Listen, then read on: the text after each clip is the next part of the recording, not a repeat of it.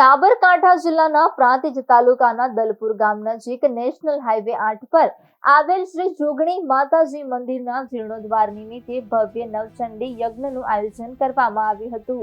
આ પવિત્ર ધાર્મિક પ્રસંગે આજુબાજુ વિસ્તારના ગ્રામજનો તેમજ ભાવિક ભક્તો મોટી સંખ્યામાં ઉપસ્થિત રહ્યા હતા।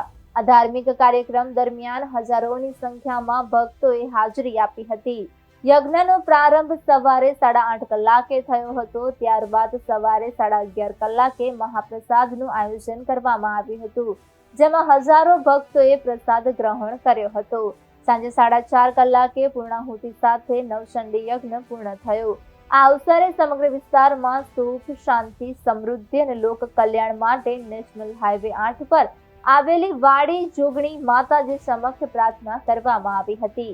ભક્તોમાં ભારે શ્રદ્ધા અને ભક્તિભાવ જોવા મળ્યો હતો। સ્થાનિક આગેવાનો અને મંદિર ટ્રસ્ટના સભ્યોના સહયોગથી આ વિશાળ ધાર્મિક કાર્યક્રમ સફળતાપૂર્વક સંપન્ન થયો હતો।